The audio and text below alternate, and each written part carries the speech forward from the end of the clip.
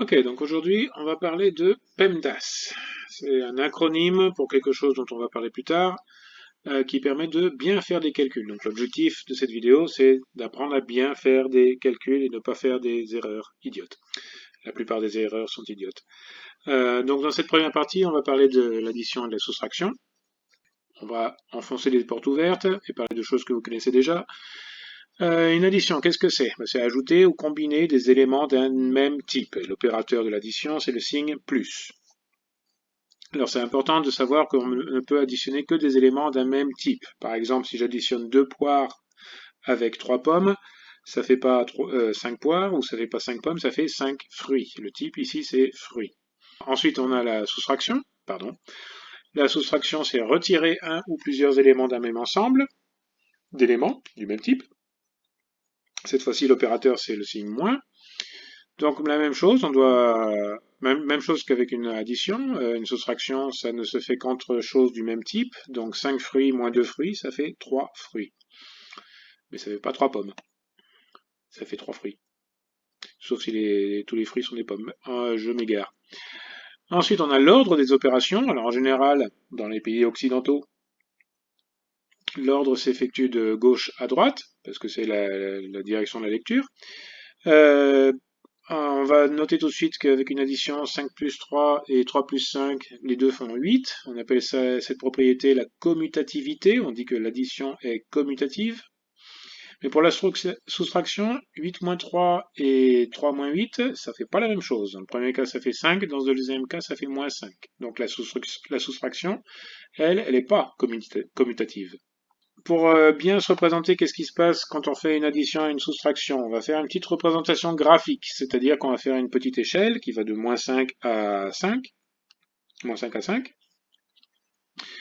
et par convention, c'est-à-dire un accord commun entre nous, vers la droite c'est positif et vers la gauche c'est négatif.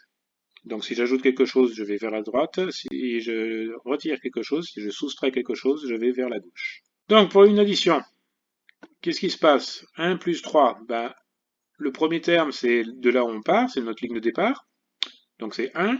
Et on avance de 3. Donc tout ça, la longueur de cette flèche, ça fait 3.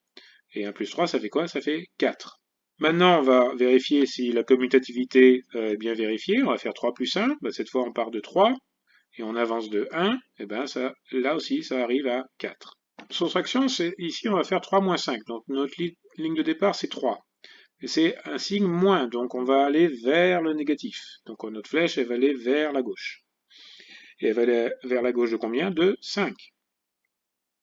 Et ça fait 3 moins 5, ça fait moins 2. Maintenant, on va vérifier qu'est-ce que ça fait si on fait dans l'autre sens. Au lieu de faire 3 moins 5, on va faire 5 moins 3. Et bien cette fois, le point de départ, c'est 5. On va vers la gauche, parce que c'est négatif de 3, et ça nous amène à 2. Et 2, c'est différent de moins 2. Donc en effet, la soustraction n'est pas commutative. Qu'est-ce qui se passe si on ajoute quelque chose qui est négatif? Alors, ajouter, ça veut dire, on a dit que c'était une flèche qui allait vers la droite. Mais ici, on ajoute un nombre négatif. Qu'est-ce que ça change à notre représentation graphique? Ben, négatif, ça veut dire qu'on va placer la flèche de l'autre côté du point de départ.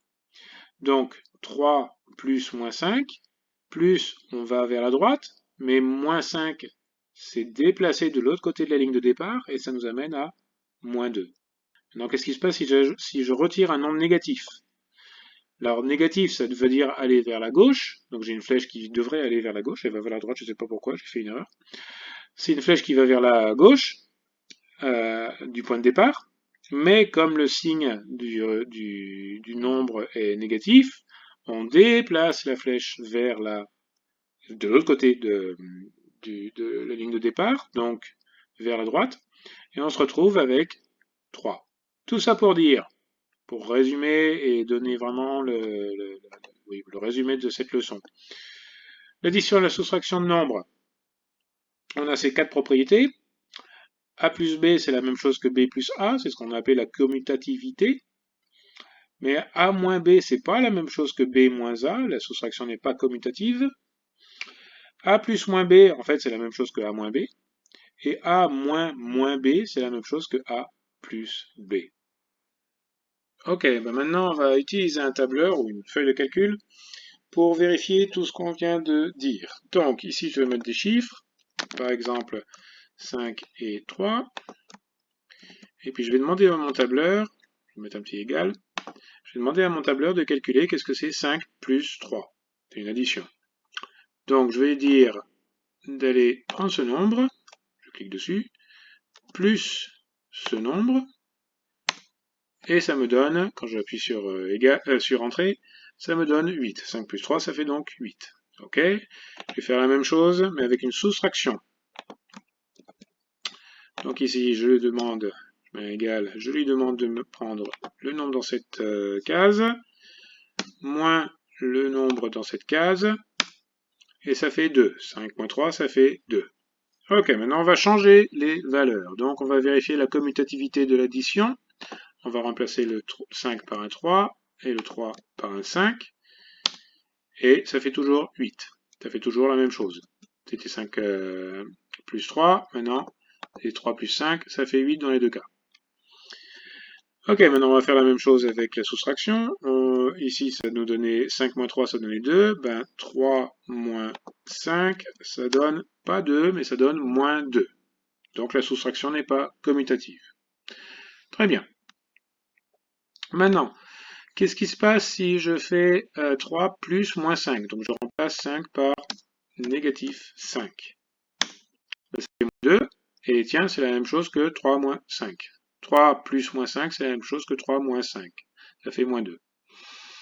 Ok, maintenant, qu'est-ce qui se passe si je remplace ça, si je fais 3 moins moins 5, donc je transforme le 5 en moins 5, et ça fait 8, et devinez quoi? C'est la même chose que 3 plus 5. 3 moins moins 5, c'est la même chose que 3 plus 5. Donc on a prouvé tout ce qu'on a, toutes les petites règles qu'on a mises dans la feuille. Pour bien tout comprendre, il faudrait regarder les vidéos de cette playlist dans l'ordre, télécharger les feuilles de cours. Les feuilles de cours, c'est ce que vous êtes en train de regarder. Je vais mettre un lien dans la description. Pratiquer sur un tableur, c'est toujours une bonne idée. Et puis, souscrire à cette chaîne pour être avisé des nouveaux posts quand ils viendront. Voilà. Au revoir.